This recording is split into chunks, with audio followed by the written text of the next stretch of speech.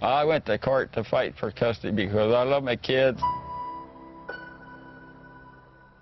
Wallace, Brenda did say in her parole hearing last week that you sexually abused her. She what? She said in her parole hearing that you sexually abused her, that you sodomized her. Brenda said that? In her hearing on Tuesday? Well, it's not true. I mean, her exact words, and I'm just telling you what Well, I heard okay, in the parole hearing, yeah. was that you almost raped her. No, well, that never happened, you know. I would take a lie detector on that. I never did anything like that. Did your father perform sodomy? And that led to digital penetration? Yes. And later into intercourse? Yes. So are you now indicating that there was actual intercourse involved? It was, I guess you'd call it sodomy. And Brenda's mother said to us that you and Brenda, after the divorce, shared a bed together. We shared the bedroom. She had her bed, I had my bed. Have you ever discussed this with your father? I've tried to. All right. And I don't when get anywhere. Well, did you ever confront him? I confronted him.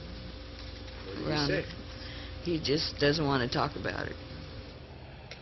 So Wallace, how did you come to marry one of Brenda's former cellmates? What happened there? I don't think I want to answer that question. And are you still with her? No. No. Okay. But your daughter lives here? Yes. Oh. She did not want her daughter. Okay? And that's the only statement I will make. Once the allegations of abuse came to light, did you ever want any action taken against Wallace? Did you want the police involved? I would have liked to have them, yes. But there wasn't enough evidence to do anything. But I would have been very happy if they had done something.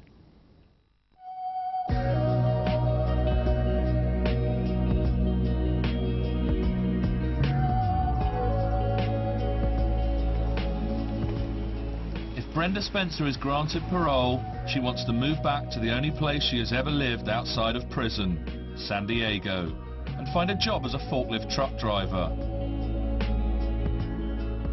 The 43-year-old Brenda believes she is a different person to the 16-year-old girl who didn't like Mondays.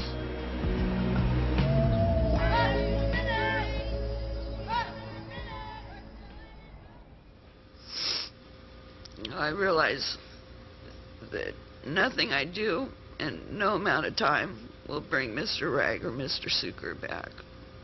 And it won't erase the fear and stuff that I've given to those kids and Mr. Rob. I just want them to know that I'm very sorry, and I don't know how to make it up to them. But I try every day to make myself a better person because I don't want anything this horrible to ever happen again.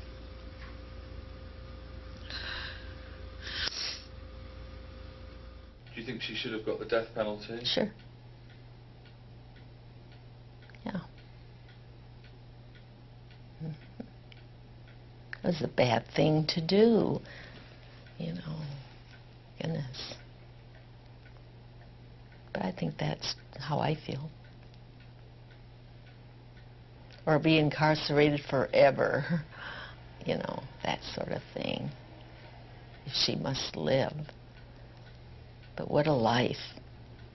Her term, 25 years to life, kind of was scary because when it happened 25 years ago and she received that sentence, I thought, I'll be so old then. It'll be different. It's not.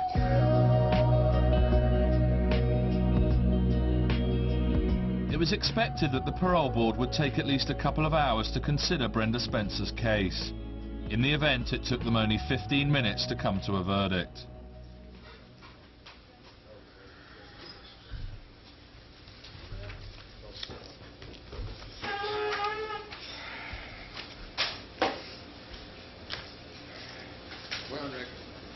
All right, we have all returned. At this time, the panel has come to a decision. The motive of the crime was inexplicable or very trivial in relationship to the offense. Unfortunately, this world is filled with things that should never happen to children.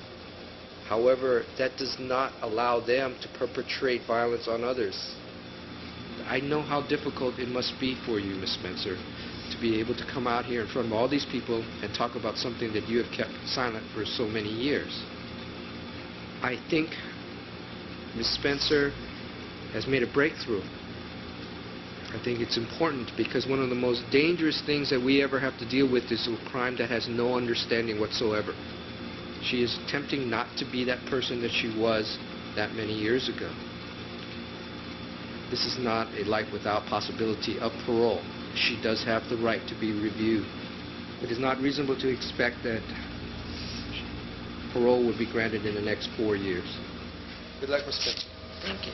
This hearing is adjourned. 5:30. Thank you.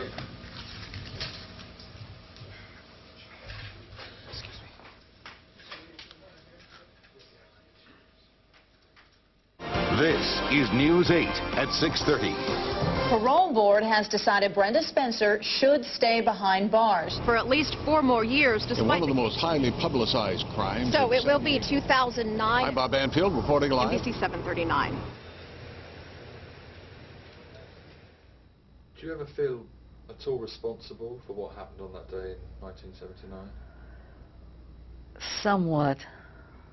I thought if I could have held the family together, if he hadn't been out, fooling around, or maybe if I'd been more tolerant and let him have his little fling for a while, and that we would have stayed together, that maybe it wouldn't have happened. So I do feel a little bit responsible. I don't feel responsible for what she did, but I still love her. She's my daughter, and I go see her every Saturday if I can.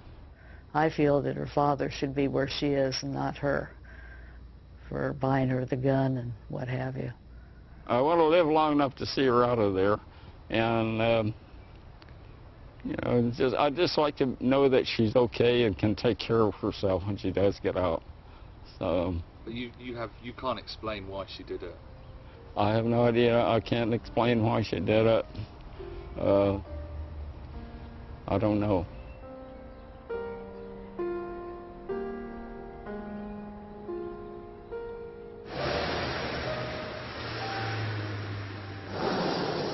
She started it all, and what was it, 9 months later, Geldof comes out with a song, and it was like we're going, oh my God, we didn't know whether to laugh or cry.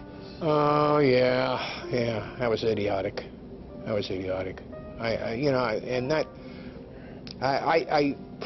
No. I used to work Mondays, and they almost always used to play it at about 2 o'clock on Monday.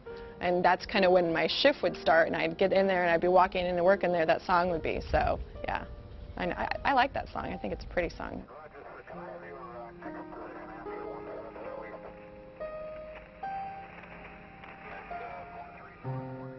Oh, I knew that the song was more of a comment on what society can make you feel like.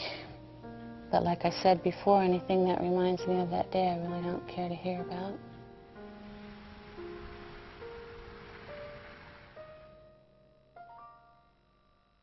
Killer Kids continues with the case of 13-year-old Nathaniel Abraham, who became the youngest ever person to be tried as an adult for murder. Both sides of the debate explored next.